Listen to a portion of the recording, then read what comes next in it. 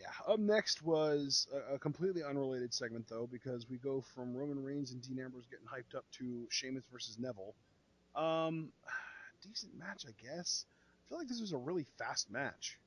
Yeah, honestly, the only things I really remember were, and again, I feel like my stream kind of cut out a little bit, was the moonsault from Neville, on the outside. Right. Missed Red Arrow attempt because Sheamus tripped him up.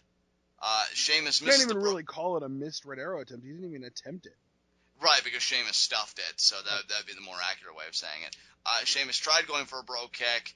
Neville, I think, tried rolling him up, only got a 2 count. And I don't know if Sheamus hit something before the second bro kick, but I know the second time he did connect with the bro kick, and then he pins Neville. Yeah. So that's where we're at. Yeah. Okay, that being said, up next we had Barrett versus Jack Swagger in another meaningless match that doesn't actually do anything for anybody. Yeah, this match just made me really miss Zeb Coulter. Like, where has he been? I know. It's Where crazy. is he anyway? Yeah, like I know I checked his Twitter. He's been active on Twitter, fairly recently, and he's still like a action figure came out of him and Jack Swagger, and he promoted that. So I'm like, okay, so you're still pro Swagger. Why aren't you helping the guy? Like he's down and out. Like I would love because he's been losing matches lately, and he's been back to irrelevance. That didn't really take too long, and he's been there for a while now. If like maybe he had a backstage segment where he's kind of like got this towel over his head or something, he's just looking frustrated, and then like the shadowy figure emerges, and yeah, it's Zeb giving him a talking to, and maybe you kind of revamp him there, heel or face, I don't care. I just feel like Do we really want to make Jack Swagger a regular part of the WWE product again, knowing how likely he is to injure other people? well, I wasn't even thinking about like injuring other people. I was going to say that I'd be against that because of his personal track record. Like, he got that big push to WrestleMania and then he got busted with the DUI. So it would be more for me about trusting Swagger. But regardless, he's not going anywhere here, and the only place he's going is down after a bullhammer because that's what Barrett wins with. So Barrett, who we can't even really go out about him either because this is his second straight win, but let's look at the quality of those wins. Zack Ryder the week before, and now Jack Swagger.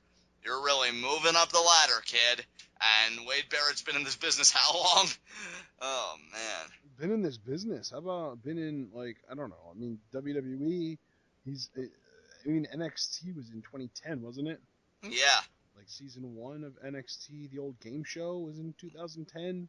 Yeah, it sounds about right. I mean, as far as WWE kayfabe goes, he's been there for 5 years.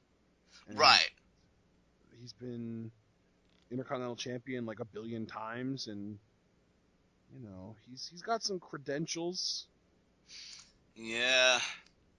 I don't know. I think Wade Barrett, for me personally, and I know that's like another debate, depending on who you ask. But I feel like he's that main event talent that just got away, and it's not even really WWE's fault. I mean, he did get the injuries, but you don't even really want to blame Wade Barrett because that's kind of a dick thing. Like, oh, it's your fault for always getting injured. Well, Yeah, stuff I mean, happens. obviously people can't help when they get injured. Right.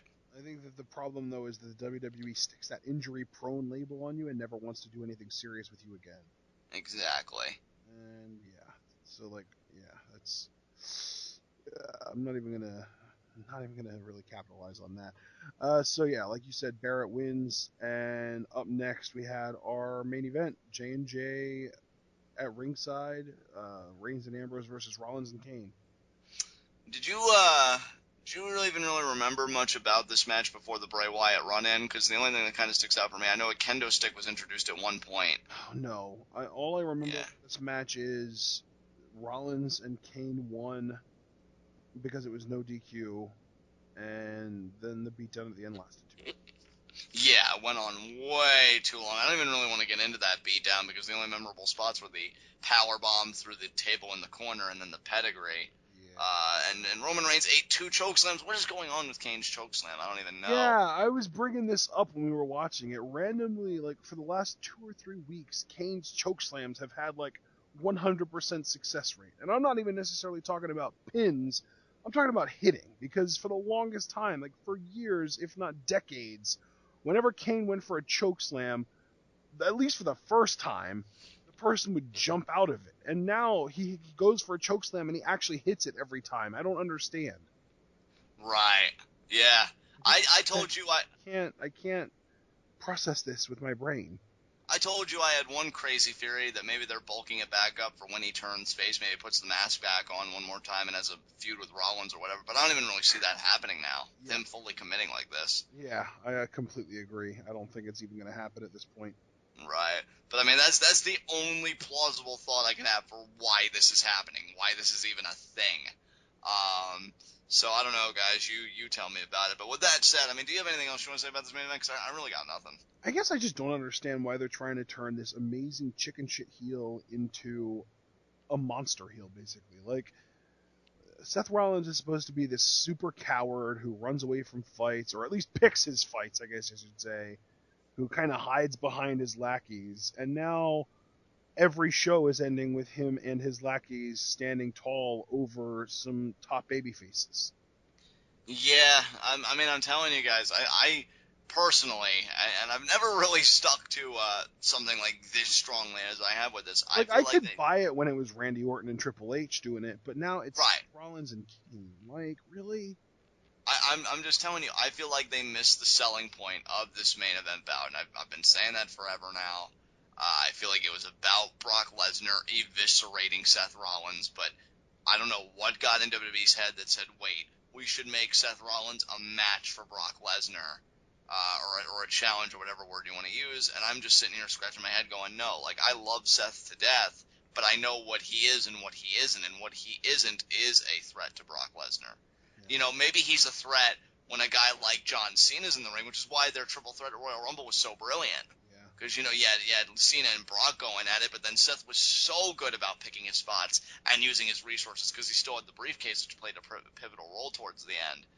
But I guess that they're kind of trying to go for like the character progression ever since Money in the Bank, because he has like a completely clean win on his belt now over Dean Ambrose, even if it was kind of like the win itself was sort of questionable because they both came down with the briefcase, or with the belt, but Rollins just grabbed it out of Ambrose's hands. You know what I mean? Like, Rollins beat the ever living crap out of Ambrose in that match, and he did walk out with the championship, whether you want to say he won clean or not. You know what I mean?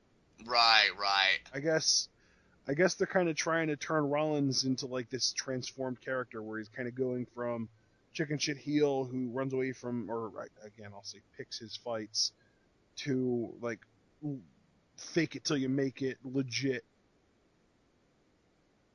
Yeah, kind of champion. I don't. Yeah.